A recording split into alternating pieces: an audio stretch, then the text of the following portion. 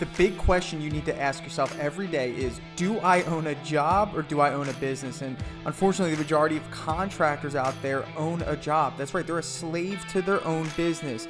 But the other side of the fence is so much greener, it's so much better, and that's when you're finally fully in control of your destiny, your freedom, your time. And that's what Contractor Secrets is about. It's about taking back our time, building a business with systems, standards, values, procedures, putting yourself in the driver's seat. And that's what it's about. So I'm excited. I'm happy to have you here. Let's dive into the Contractor Secrets podcast. All right, what's going on, everyone? This is Tanner with Trade Thrive, and I have an awesome guest with us today, Shawn McLernan, and he is the proud owner of a painting business in New Jersey. One reason that I invited Shawn on is because he has really, created a really good foundation for his business. So I'm going to give you the floor, Shawn. Tell us about your business. Tell us about how you got started in the painting business, and most importantly, we're going to dive into that foundation, as we continue on in the episode. So go ahead, man. Tell us what you got. Yeah, perfect, Tanner. Well, hey, first I want to just thank you for having me on.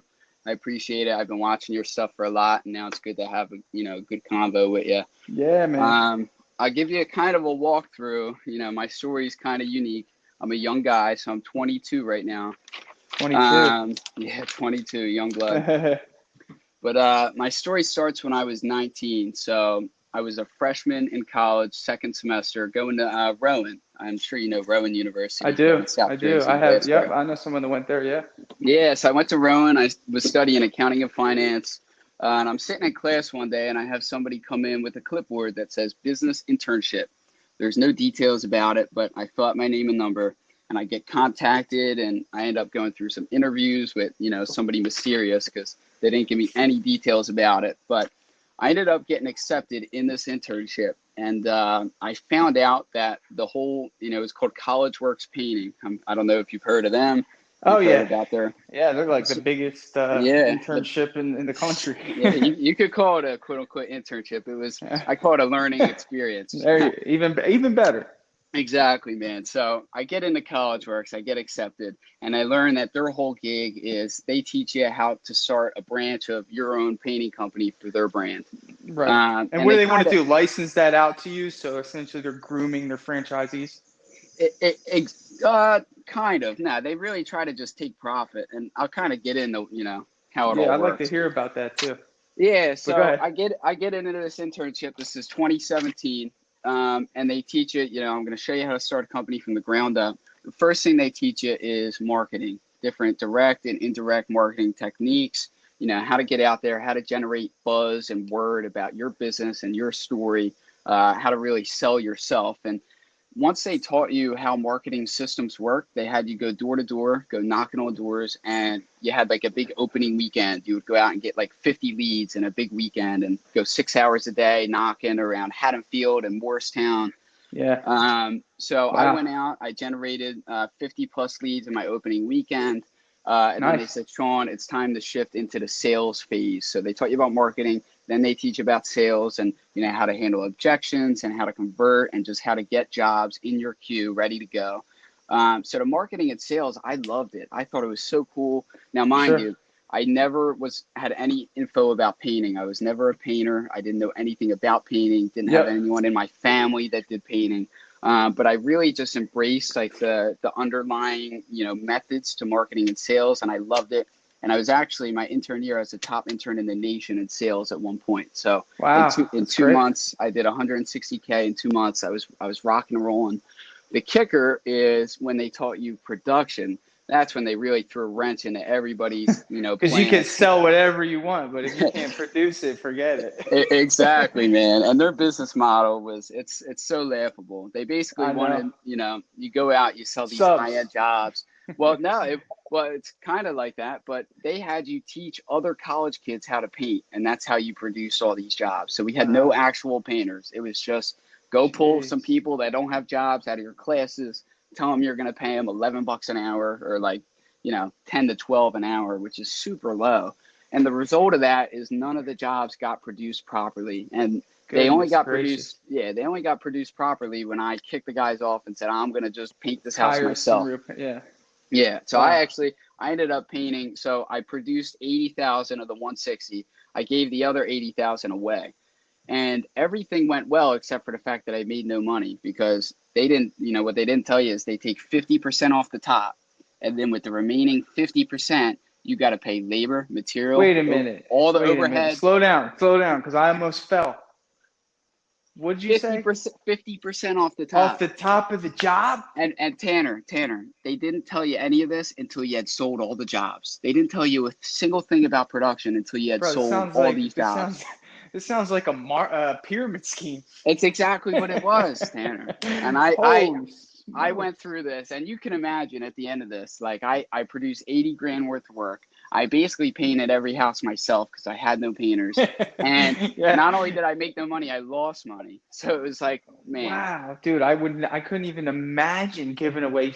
I get 80 grand. anxious when I have to give the financing company 5%. I can't imagine 50% because what you would have to do is make up for that on the top. So you're not going to Exactly. be able to sell jobs at that price point. And yeah, I guess if you pay two kids $11 an hour, I mean, you can make that work. But who's working for $11 an hour anymore? But I mean, yeah, it's and just you'll not never happening. close out the job because the Yeah. people aren't happy with that type of work. So Oh my yeah, goodness.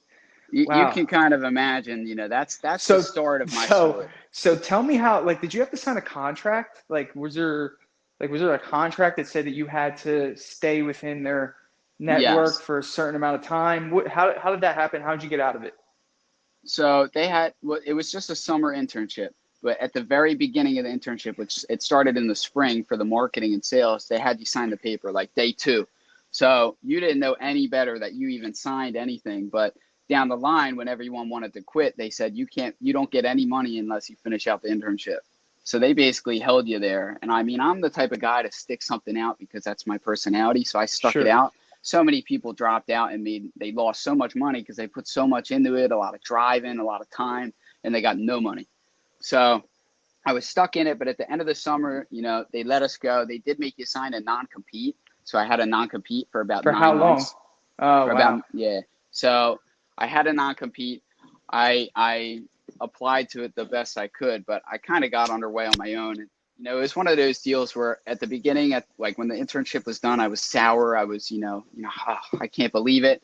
But I Yeah, kind of learned to just embrace the fact that I learned every aspect of how to exactly. start a business, and Yeah. I just had to go do it on my own. Yeah, yeah. Yeah, that's you look back, you're like, yeah, I mean, it was tough, but they did give you a pretty good understanding. And one thing that I know about kind of that business model is that, Hmm. essentially the knocking the doors, the finding some contractors, the, and maybe they want you to get employees, but for me, you and I both know, and that's why, I was interested in bringing you on here, is that, the employee route, having that loyalty, training from within, that sort of deal, is the best approach. So let's kind of Exactly. transition into, tell me about present day. What the heck's going on in your business? Tell us the name of your company. A little bit about what the systems look like for you at this moment. Yeah, of course. So present day, my company is Audubon Painting and Remodeling. So we started out just Audubon Painting. We added in remodeling, but Okay. don't get me wrong, I don't accept any remodeling job. I'm very, very selective because I don't want to throw off my production systems and, throw Yeah. away margin there. Sure. Um, but I basically, when I was done the internship, I started my own team from scratch. So I didn't go the subcontractor route like a lot of people do. What I did, well, let me tell you this first. I started this business with $0. I actually Wow. started this business with no money. And how I did that was come February of the next year, I knocked on doors, I booked jobs, and I took deposit checks. And I used those deposit checks to go buy all the equipment and the Wow. ladders and the production shit that I needed. So Wow. I did not put any money into this to start. I had no money to start. So I just had to go book jobs and promise those people that I was going to get it done in a reasonable time. Then I had to rush to find painters. So it was a mess. It Yeah. was coordinated chaos. But I was able over time to just solidly build crews. I would take one guy, I would go paint with that guy, and when he was good, I'd pair him up with another guy. And then Right. when they were good, I'd go start a new crew while that Yep. first crew was working. And you know Yep. how it goes from there. It's That's infinitely scalable. exactly how I did it with me. And I think the major key in there, and that's why I want to stop you here, is the Yep. fact that you went in there and actually painted. So you're a guy who comes in with this accounting information. You went to school for accounting and business. You get Yep. this internship. Really, we're more intrigued with the business side of things. And my passion is finding, not only people like you, but more so kind of helping the people that are the technicians, the people that are Yes. in the brush, learn the business side of things, because that's gonna help them tremendously. So for you, you actually went in there, you painted, and that's what I did too. I went in, I painted for 6 months, and more so, I painted number one because I wanted to learn everything. I was always taught, like, if you don't know everything that's going on in your business, you're at the mercy of whatever someone else knows that you don't. So for example, Exactly. if the only guy on my team knows how to spray, and I don't know how to spray, well, we're not doing soffits that day. So it's like, I literally remember this when I first started my business. This happened to me. The guy who has been spraying all my jobs, I let him go, and I had to show up the next day. And I knew this ahead of time, but I had to show up the next day, and I literally had to learn how to prime a sprayer. I had to learn how to get it going, get it started. And I remember looking at the YouTube video in the front lawn of this lady's lawn, On with how to clean it. with my two helpers. No, not just learning how to set it up and get it going. That's And then insane. that's what I had to do. So for me, after that, I was like, okay, I'm going to be here for every job, and I'm going to learn this process. So that's kind of how you started, I assume. And then you took what you've learned, you kind of learned more so not just how to do the job, but you're learning who was working on your jobs and who to Exactly. pair, what strengths, what skills, what, all that stuff, and who to pair them with. So that's kind of how you did it. And that's, Exactly. And it really becomes a big matchmaking game, which I yeah, think is beautiful. It's my favorite part of the week, is it's just like pairing up. fantasy football. Yes, exactly. You play you play to your guy's strengths. So if you have someone that's really good at masking, but he's not a good interior painting, Right. you Yep. know what crew he's going to be working That's on. right. That's So right. yeah, It's like an that's a art. big. Exactly. It Yeah. very much is. It takes a lot of time to really learn your guys inside and out, and then once you pair them effectively, you feel great about you So let got me four ask you guys. this quick Yeah. question, because this skill set doesn't just come up out of nowhere. Do you have hospitality experience? Did you work in a restaurant? That's crazy. That was the only job I ever had. Besides, I mowed lawns for a little bit, and then I worked at a restaurant for two Yeah. years, The and then reason that was the it. reason the reason why I say that is because you have experience learning and knowing all sorts of different types of people. And because I used to work in a restaurant, so I can identify with this, and it's good that people are listening to this, because this is a skill set that a lot of people should focus on. And it's really just knowing what type, like, and it's not just skill sets, not just what these guys are good at in terms of what skills they have. It's more so what their personalities are like. Is somebody and I'm sure we can get deep into like how they identify personalities, but at the end of the day, does somebody is more of an alpha personality? And if you pair somebody who wants to run the job and have a plan with someone else who wants to run the job and have a plan, well, you can either collide Clash. them and crash them, or you can create two crews with people that will follow that plan and be okay with that role. Is that kind of how you've been? Exactly. Yeah, is Yeah, that kind yeah. of, You yeah, have to be able to pair, and honestly, people in this business, especially, they're your greatest asset. But you got to know exactly, what they want to be an asset at. So if you have an alpha that he's hungered by making more money, he wants to be a crew chief and have more responsibility. I've learned to pair them with a follower or two that's good at soaking up like a sponge, like someone sure, that's a good learner but really doesn't want to take charge and do all that extra work. You got to pair them strategically. sure. Like you So said, it's an art. it is. So you got, how many employees do you have? Right now we've got about 12. Nice. Uh, it's been like an accordion type growth. So I would grow really big, and then I would lose my margin. So I would kind of cut the fat, and then I would try to slowly build back up with more quality people that cared more. And it's a big learning experience. Sure. The crew's always fluctuating, but So tell me, are these guys all getting 40 hours a week?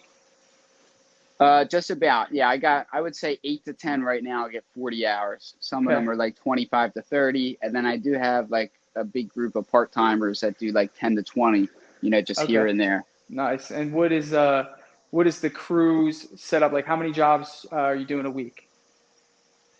So with 8 to 10 guys, I'll do 2 to 5 jobs, just depending on the Yep. size. So I know with you guys, you have a minimum and you guys do a lot of bigger spray jobs, I'm sure, right?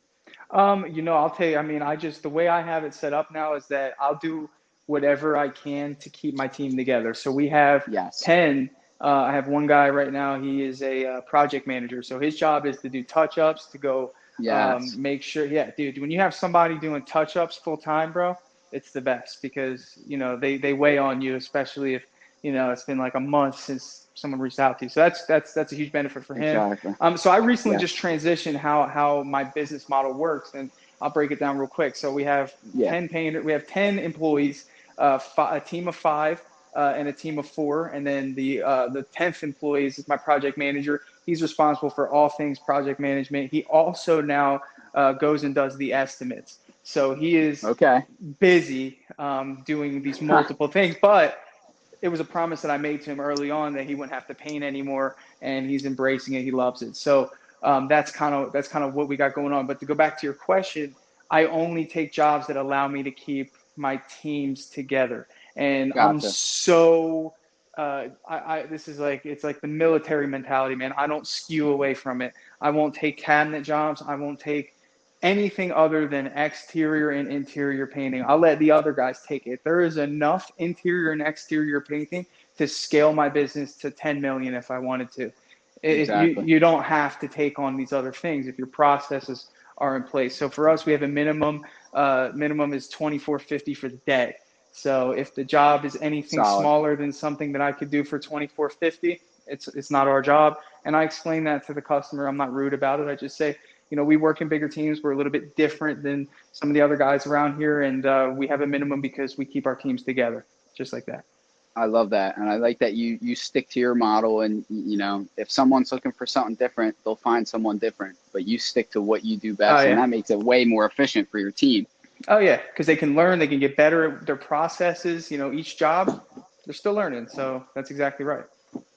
That's great. And I love, Yeah. how you touched on the project manager. I'm actually in the same boat where I have somebody that sets up all these crews in the morning, and then he hops on and he goes and sprays at a job. Like he's out right now spraying the Yep. house where got guys masking. And I met him in the internship. He was also an intern, and Wow. I was the best sales intern. He was the best production intern. So you can imagine that connection for me. That's the biggest thing that I, Yeah, you guys, have it's going it's for me. it's like Tom Brady and Randy Moss.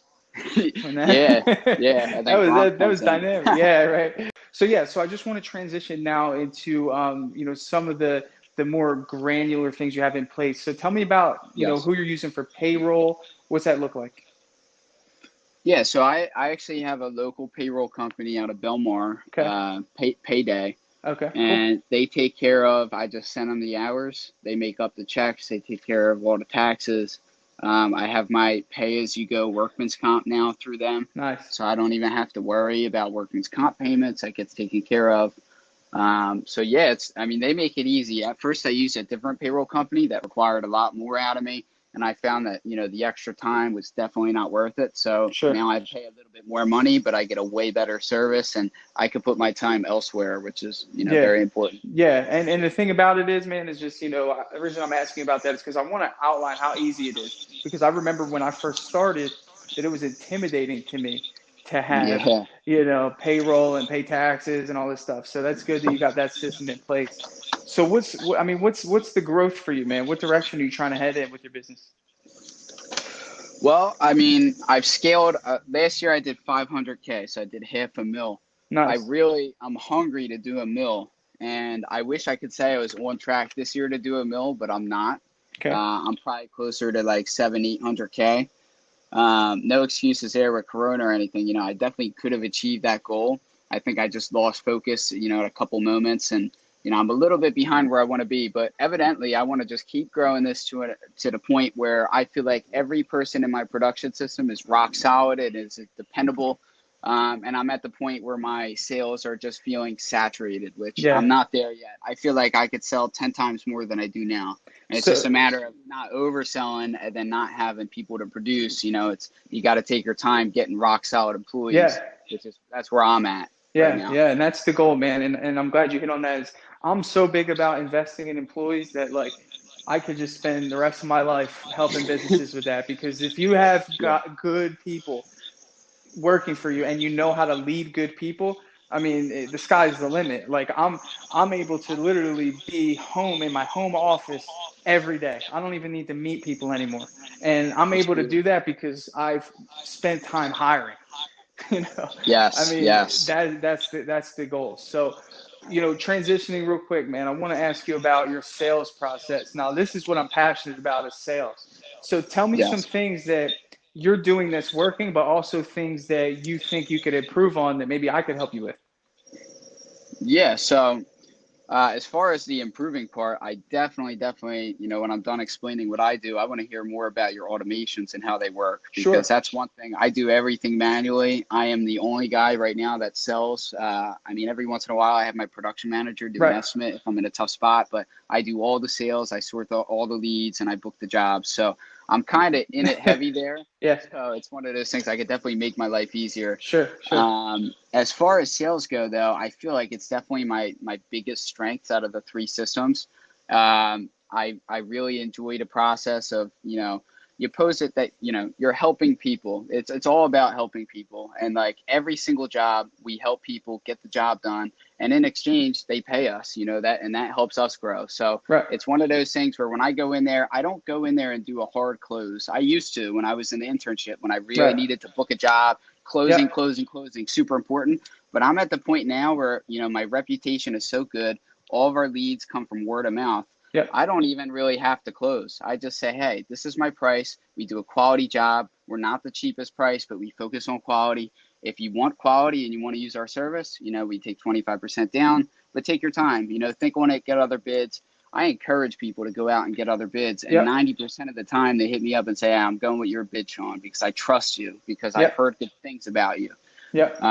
So I just, with sales, I'm happy to just keep playing to my strength, keep helping people. And, I feel like like I said, I could sell 10 times more than I'm selling now. It's just a matter that I still spend time in production here and there, just working in new employees and getting the guys set. And Right. as you know, that's not a quick process. So I want to, No, I no. want to build it Mm-mm. right. Yeah, so look, listening to what you're saying, man, the way you sell, like I used to sell cars. So when I Yeah. came out of that, that's the only real sales experience I had. So aggression is like the only way you sell. If you're not trying to close a deal, then, you're wasting your time. So Yeah. for me, I did have that transition period, but I'm glad I had that muscle when I needed it, for when there was only a couple jobs the next couple weeks and I had to learn how to handle Yeah. objections. I had to learn Yeah. how to sit in there and take the heat. Not Yeah. everyone has the luxury of being able to just say, get some other bids, call me when you're ready. They have, and that says a lot about you, because you have 12 employees. So if you're saying that, that means you're booked out, which Yes. which is a good thing. But when that faucet slows down, you want to be able to have that toolkit. And Yes. don't misunderstand me when I say aggression. That toolkit is essentially just knowing the right questions to ask and how to ask them, which Yes. is a conversation for a different time. But where I'm getting at is I love that process. I love the trustworthiness, the reviews, all this. It comes across different when someone comes in as a professional and says, get more estimates, try to compare us. It's going to be hard to, because we really focus on customer service. Our guys are great, that sort of thing. And people do tend to lean toward that. And if they don't, chances are they kind of feel like a little bit of regret, because Exactly. Yes. you know and so we both know that it's strategic however you slice it. But to go into what you're doing currently right now, I was in that position where you're setting up the jobs, you're in the office, you're making sure everything's going smooth. And the more you can delegate production, The the batter. faster your company's going to grow. And it sounds like you're on your way to do that, because you have somebody you trust. Yes. It's just a matter of outlining your responsibilities, dude. Because when I first started, I had probably 100 different responsibilities, from picking up the paint in the morning to ordering the paint to doing touch-ups to actually painting the job to answering the phone to, like. So if you outline all these responsibilities, as you grow your business, you need to start circling clumps of responsibilities on that list and Yes. handing them off to people, right? So it didn't Yes. take me long to start making my painters pick up paint in the morning. There's like Yeah. this 0% chance I'm ever walking into a paint store again. It's not happening. I don't, You don't unless have I'm to. painting for Yeah. my grandma. So, for me, that's the delegation side of things. But in terms of automation, technology can either be your friend or it can be your worst enemy. And, in terms of technology, the way I see it is I don't even have an office admin. And it's not that I don't want one. It's just when I've had one, what they would be doing is they would answer the phone and they would like take a message and then I'd have to call the person right away. So essentially they were just a filtering service that I was Yeah. using, and I'm not at a point now where I'm getting 20 phone calls a day. I can answer the phone 5 or 6 times at the most. And chances Yeah. are the people that are calling me, they want to talk to me or they want to Yes. talk to my salesperson, Chris. So Yes. either way, I mean, answering the phone is not a big deal. So that leaves the other things. That leaves following up with people, new leads. That leaves following up with people that have received estimates. Yes. That means sending review emails. That means leaving notes about people. You should have a system that does this, whether it's our automations or whether it's, a random CRM. Having a list of all the contacts that you've met in the last however long you've been doing this is the most valuable thing you can have. But Yes. having it work for you is a different thing. So, for example, if someone goes to your website and they put in a request, the natural action is to call them and schedule an estimate. Our automations do that automatically. They don't call them, but they send them a text message and an email with a booking link for them to book their own estimate. So I eliminated that time from my day. The customer's happy. They get a calendar invite, an email, and a notification that they have a booked estimate with premium painting. And And that's then just touching the surface. and then it just pops right into your calendar as well. Of course, pops into my calendar, pops into their calendar. It's a seamless series of events that is automated. So that's why I mentioned delegation. So that Yes. task was once my task. And instead of delegating it to an office admin that I have to pay $400 a week, I delegate it to a software, that does it for me for Yeah. not even a fraction of the cost. So that's just for new leads. And then if the new lead doesn't take that action, what we do is we string out drip emails. So the next day they'll get an email. The next day after that, they'll get an email. And what you'll find is that people just email you back on these emails, and then you just jump in. If they have a question or something, you could just jump in right there. Now, if you Love give that. someone an estimate, that's when it gets fun, because we don't just send out emails that say, hey, you're going to hire us. Hey, you're going to hire us. No, we send out product pictures. We send screenshots of awesome reviews. We send all this stuff in the following days of them actually getting an estimate, which gets them a little more excited about working with us. Because, when we go do an estimate, you want to just give them everything, man. Hey, this is how we started. This is the reviews we have. This is but you can't They do can only that. take so much. Yeah. Yeah, we call that fire hosing, so you don't want to go in there with a fire hose and just, fire hosing. So instead of fire hosing, we drip. And that's the drip emails that they get with our company information, links. They could go to our Facebook, they could go to our website. And if you're the type of person that's encouraging people to wait a few days before they make a decision, what better for you than to have something where they're getting emails with your logo and your branding and your links every couple of days to remind them, that you're still there and you're wanting to earn their business. Yeah, and especially with not having to actually put any time into it, having a CRM take care of it. I mean, that's beautiful. I'm sold on it. Yeah, it's good. And it's cool, man, because it really is more for sales, man. Because, like, for Yes. me, I knew that I didn't know who got an estimate. I didn't know who needed one. And I wanted to create a solution for that. So that's kind of what this is. And you have an overview where you could see who needs an estimate, who's gotten one, who you've spoken to that's not ready for one, who's on the schedule Yes. for one, who still Yes. needs, whose job is pending and needs to get a review email. I mean, these are things that we want every customer to experience, and we Yes. could do that in an automated way, and it gives me clarity. So that's kind of how this started. Everyone loves it. I mean, I'm the only one doing it for contractors, and the cool thing is that we set it up for you. So we don't just like give you the software and say good luck. We customize every email for your business. So it has your Wow. logo, your branding, all that stuff. And all you have to do as soon as it's done is plug in your people, and they're going to start getting followed up with. Now, could I import like an Excel sheet into that or? Absolutely. So you can send out blast campaign emails. You can, Wow. yeah, it's pretty intuitive. So if you want to upload all your contacts into there and shoot that out, you can definitely do that. Yeah, because I mean, that's what you were saying earlier about there's a difference between tracking it and acting on it. I mean, I have it all tracked. I've got every person I've ever talked to and I highlight in different colors, whether I Brilliant. estimated or booked, but Yeah, it's different because I still have to manually act on any aspect of that yep, system. So absolutely. you just saved me a ton of time with that automation. I mean, Yeah. we got to get this set up for me. I know. We'll have to jump on it, man. But That's yeah, fascinating. it's cool, man, because you have a marketing mindset and you have the sales mindset, and again, your time is the most valuable asset you have.